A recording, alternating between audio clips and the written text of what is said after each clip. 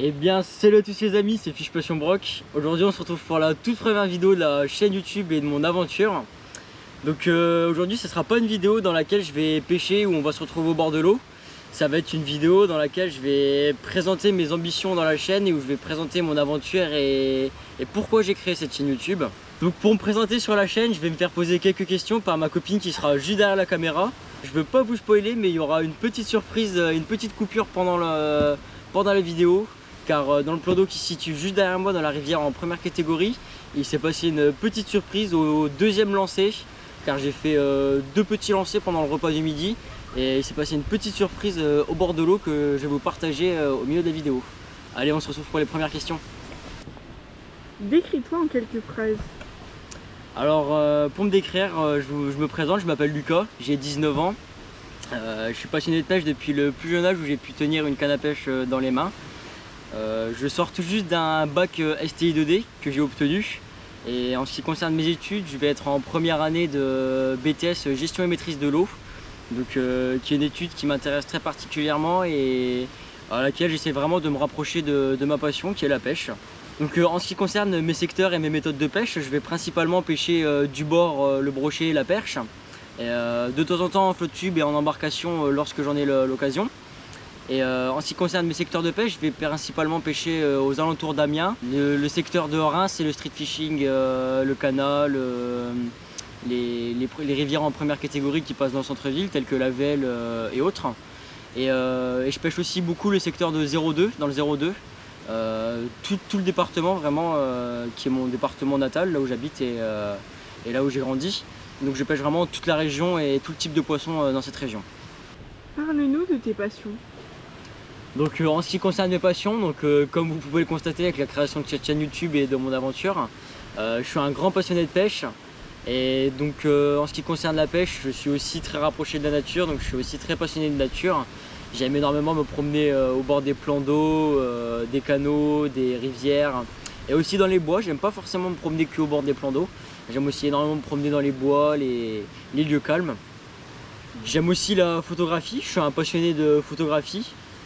J'aime principalement les photos au bord de l'eau, que ce soit du matériel ou des poissons ou alors de moi. Et j'aime aussi énormément, comme je pense beaucoup de garçons et d'hommes, les voitures. Donc je suis un petit passionné de voitures et donc voilà, j'aime pas mal les voitures qui font pas mal de bruit et avec pas mal de chevaux sur le capot. Quels sont tes projets sur la chaîne? Donc mes projets sur la chaîne YouTube, je voulais principalement la créer pour partager mon aventure et ma passion auprès des gens qui partagent les mêmes aventures que moi et les mêmes passions que moi. Je voulais aussi vous présenter ma passion et mon aventure sous forme de différents formats, que ce soit en embarcation, en flotte tube ou du bord. L'embarcation sera, je pense, assez rare quand j'en ai l'occasion, mais si j'en ai l'occasion, je vous ferai pourquoi pas des formats en embarcation et en grand lac. Et je voudrais à l'avenir vous créer un long format qui ressemblerait à, je pense, à un documentaire qui serait basé sur le big bait, qui est une pêche qui m'intéresse particulièrement en ce moment et qui rapporte du gros poisson lorsqu'on en touche, même si c'est rare qu'on en touche en big bait, mais lorsqu'on touche, pour moi je trouve que c'est souvent un beau poisson qu'on arrive à mettre au sec. Donc les amis, je vous reprends pendant la vidéo de présentation, je vous fais cette petite coupure qui n'était pas réellement prévue. Car avec ma canne light, je suis passé dans la rivière qui se situe juste derrière moi pendant la vidéo. Je suis passé sur un petit crankbait en 3 grammes qui nage vraiment juste sous la couche d'eau. Et j'ai un petit brochet qui s'est présenté à moi, que je vais vous présenter dans un instant. Donc je l'ai vraiment fait dans cette zone de calme juste ici. J'ai lancé mon crankbait qui est vraiment de couleur vraiment très flashy, orange fluo juste ici, sous l'arbre. J'ai fait 3 ou 4 tours de moulin et le brochet est venu m'intercepter sous la surface dans cette zone de calme. Donc voilà les amis, on est sur un poisson d'une petite quarantaine de centimètres dans une rivière en première catégorie.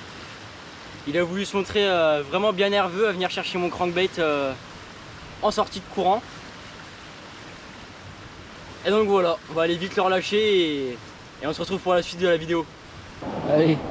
On va rendre sa liberté à ce petit brochet bien nerveux.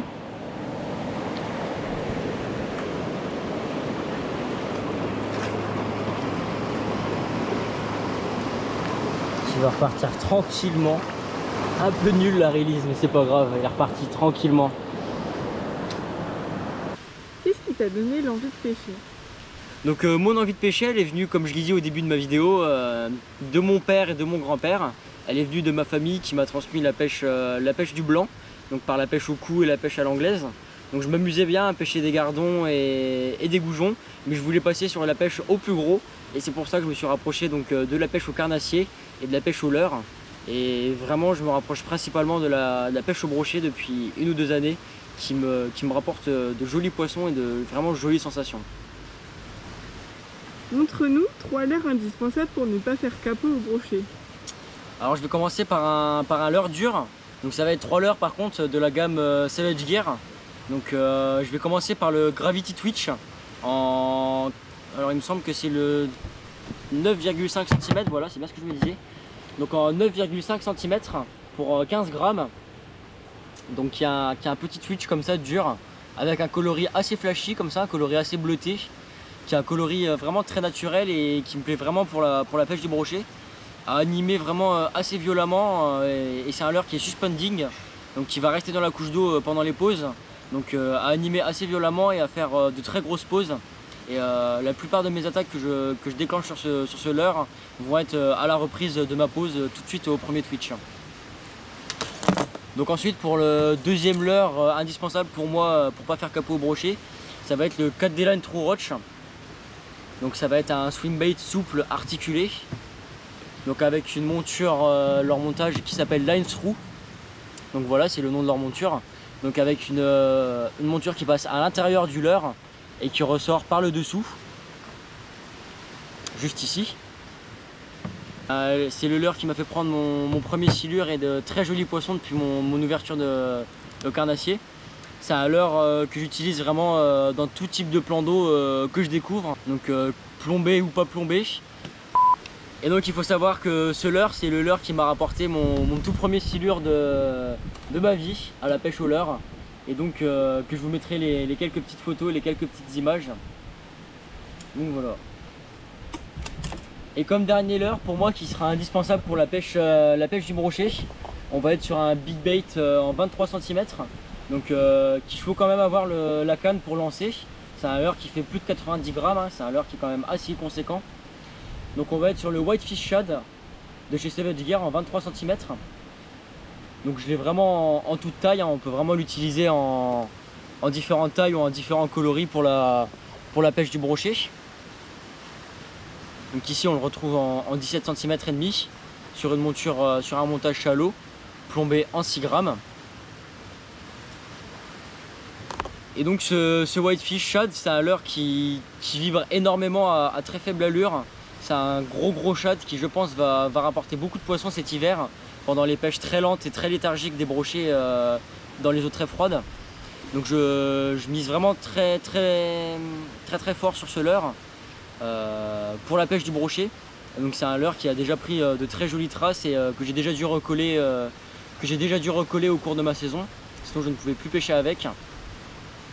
Donc pour moi c'est un leurre qui est vraiment indispensable pour la pêche du brochet, avec des coloris qui sont vraiment splendides.